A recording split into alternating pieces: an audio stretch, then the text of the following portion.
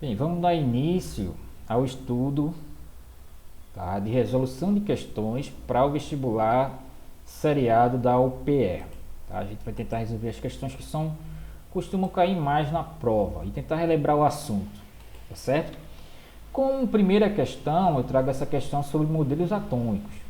Tá? O enunciado dessa questão é bem interessante porque ela responde grande parte da, de um modelo atômico. Tá? Então ele começa assim: os átomos possuem um núcleo denso e positivo.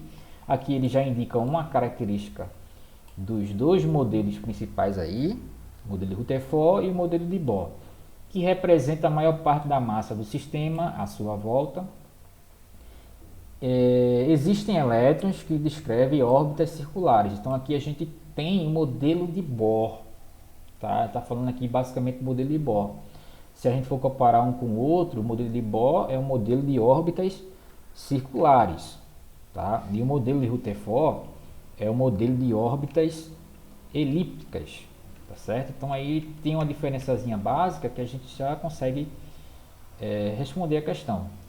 De acordo com o cálculo da constante de Planck, confirma o que a gente falou, que é o modelo de Bohr. Tá? Vale lembrar que esses dados são postulados, pois naquele momento a física ainda estava no paradigma clássico, necessitando de uma mudança para o paradigma quântico. Então aqui no modelo de Bohr, teve justamente que a física clássica não explicava a questão do elétron girando. Tá? Chegaria um momento que o elétron iria girar numa órbita, só que a energia iria acabar. Então, como iria explicar isso? Como iria consertar esse modelo? Então, ele adotou o modelo quântico, tá? Que o elétron iria girar numa órbita estacionária, tá? E não iria nem receber nem ganhar energia. Nem receber e nem perder energia, melhor dizendo. Com base nessa estrutura, pode-se estabelecer que as emissões em série de espectro seriam decorrência da mudança e dos movimentos de elétrons em camadas mais externas para mais internas, segundo um conjunto de regras postuladas no final de 1913. Então aqui ele está falando que um elétron vai de uma órbita externa para mais uma interna, para uma órbita mais interna, então ele iria emitir energia. Tá falando dos fótons. Tá? E esse modelo está falando de quê? Está falando do modelo de Bohr. Né? A resposta aqui seria modelo de Bohr. Se tivesse apenas modelo de Bohr, a gente poderia responder que está falando do modelo de Bohr. Como tem Rutherford Bohr, então a gente pode dizer que essa é a resposta. Então, para a gente relembrar aqui a evolução dos modelos atômicos, a gente tem aqui essa figura que meio que resume quais são os modelos principais. Tem o modelo de John Dalton, que é o pudim de passas, o de Thomson, que é o de Dalton, que é a bola de bilhar, tá? Desculpa. Esse aqui é o pudim de passas de Thomson. A gente tem o modelo nuclear, tá? E o planetário, que é o de Bohr. Daqui para cá, a diferença basicamente são as órbitas, tá? Tem as órbitas aqui que são elípticas e aqui elas são circulares, além do conceito de quantização. E o modelo quântico, que é o modelo de Schrödinger, tá? Em 1926. Então, a questão ele está falando desse modelo aqui, tá? A gente pode chamar o modelo de Bohr. Como ele estudou com Rutherford, aí tem alguns casos eles chamam o modelo Rutherford-Bohr, tá? Aqui tem outra ilustração para a evolução dos modelos atômicos, só que aqui é mais completa, né? Ele vai lá na Grécia Antiga, lá há um tempo atrás, né? A época da filosofia, com Demócritos, aí depois dá um salto para Dalton e chega aqui no modelo moderno, tá? Mas a ideia é a mesma, vai ter Dalton, vai ter Thomson, Rutherford, Bohr, aqui ele acrescenta Chardevik, o Chardevik, tá? Mas os quatro modelos principais estão aqui, tá? Modelo da bolinha de bilhar de Dalton, da pudim de passas de Thomson, aqui a gente tem o modelo de Rutherford, tá? E aqui o modelo de Bohr, tá? Como foi que Rutherford chegou no modelo dele? Aí a gente tem um experimento da folha de aço. No experimento de Rutherford, ele emitiu partículas alfa em uma lâmina de ouro. Tá? Ele percebeu que nesse experimento, quando ele emitia emissões alfa na placa de ouro, grande parte dos raios alfa ultrapassava essa placa de ouro e em uma pequena parte se desviava, tá? Que é chamado experimento da lâmina de ouro. Tá? A gente tem aqui uma ilustração para a gente tentar visualizar melhor esse experimento, tá? Que é o experimento baseado nesse site aqui, onde ele faz justamente o mesmo experimento de Rutherford. Tá? Ele tem aqui essas bolinhas aqui em roxo, que são as emissões alfa, e ele tem aqui esses núcleos. Tá? Então, quando ele emite as emissões alfa, aqui a gente pode acelerar, tá? Pode botar na velocidade máxima. Grande parte das emissões ultrapassa o núcleo, ultrapassa aquela lâmina, tá? E poucas emissões se desviavam, porque elas atingiam justamente esse núcleo aqui, tá? Então, quando ele atinge esse núcleo, que é o núcleo positivo, as emissões elas voltam, tá? Voltam, vão para a direita, para a esquerda, mas a maioria passa, porque há um espaço entre esse núcleo, tá? Que é o núcleo positivo, e a eletrosfera, que é essa região aqui, ó, que está circulada. Essa região aqui é onde estão os elétrons. Então, essas emissões alfa, como são positivas, a maioria ultrapassa, tá? E poucas delas se desviavam. Esse foi o experimento de Rutherford, para explicar o seu modelo atômico, tá certo? E o que a gente pode tirar desse modelo de Rutherford? Tá? Então, uma grande fração de partículas alfas que são positivas, tá, em direção à folha de ouro, passou por ela, porque tinha grande espaço entre o núcleo e a eletrosfera. Então, a maior parte do espaço do átomo está vazia, tá, que é a questão da distância do núcleo até a eletrosfera. Algumas partículas alfa foram desviadas pela folha de ouro por ângulo muito pequeno, devido à carga positiva em um átomo não é uniformemente distribuída. Então, como as emissões alfa são positivas e o núcleo é positivo, então ele se desviava devido à positividade do núcleo. Tá? E por último, muito poucas das partículas alfa foram defletidas para trás, tá? Quando elas chocavam num ângulo de 180 graus. Tá?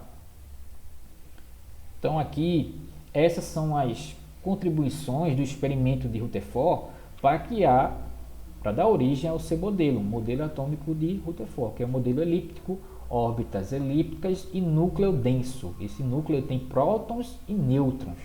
Tá? O modelo que aperfeiçoou esse modelo de Rutherford foi o modelo de Bohr. Tá? O modelo de Bohr aperfeiçoou o modelo de Rutherford. Quais são as características do modelo de Rutherford? Tá?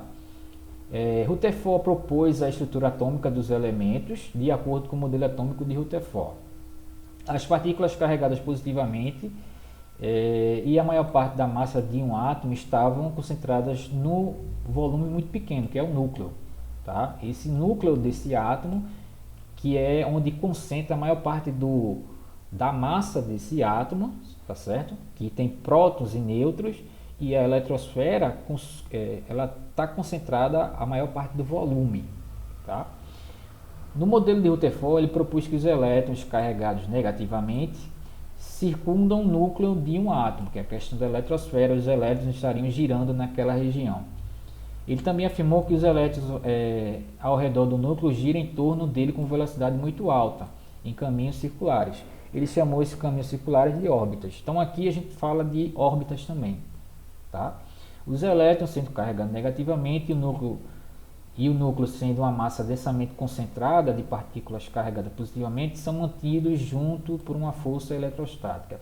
Foi aí que teve o erro do modelo de Rutherford, tá? Que entrou aí o modelo de Bohr, que é o modelo quântico, tá? O modelo de órbitas estacionárias. Então, para Rutherford, o elétron estaria numa órbita, estaria girando, tá? E o que mantinha ele girando e nessa órbita seria a atração do núcleo com o elétron. Só que teve a questão que se esse elétron girasse, se movesse na órbita, ele iria perder energia. e iria cair, seria atraído para o núcleo. Aí Bohr consertou essa ideia aí, tá? Então, para Bohr, nessa órbita que o elétron está girando e se movendo ao redor do núcleo, ele não está nem ganhando nem perdendo energia, ele está lá estacionário, tá? Então, é uma órbita estacionária. Se ele quisesse se mover para uma órbita superior, tá? Ele teria que absorver energia. E se ele descesse dessa órbita superior para inferior, teria que liberar energia através de uma equação, tá? Que vem aí a equação de energia. E vem aí a ideia de Planck, com a constante de Planck, tá? Então, quais são as características do modelo de Niels Bohr? Niels Bohr foi um físico dinamarquês que trabalhou com Rutherford, tá? Ele meio que consertou o modelo atômico de Rutherford. Ele percebeu que a física clássica não poderia explicar adequadamente o que estava acontecendo no nível atômico. Aí ele invocou a teoria quântica para explicar a questão do elétron girando e sendo atraído para o núcleo. Seu modelo postulou a existência de níveis de energia ou camadas de elétrons. Os elétrons só podem ser encontrados nesses níveis de energia específicos. Sua energia era quantizada e não podia assumir qualquer valor. Então, cada energia de elétron numa órbita seria quantizada. Tá? Então, para ele se mover, é o que está escrito aqui embaixo, para ele se mover de uma órbita para outra, tá?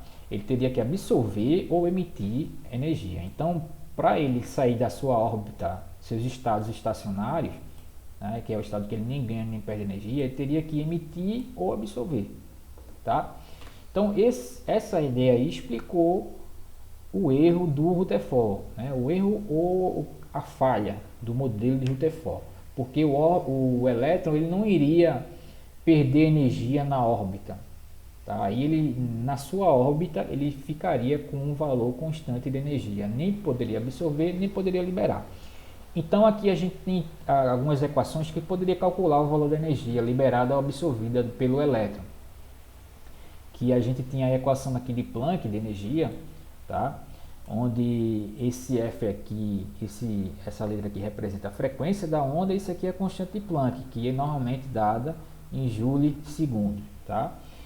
E basicamente a ideia da questão era explicar, ou ela basicamente explicou o modelo atômico de Bohr, tá? Uma questão bem simples, que a gente relembrou quais são as principais características do modelo de Rutherford e a gente conseguiu explicar as principais características do modelo de Bohr para resolver essa questão aí, tá certo? Então, a gente se vê na próxima questão e qualquer dúvida você pode perguntar aí nos comentários, tá certo? Então, valeu aí pela atenção.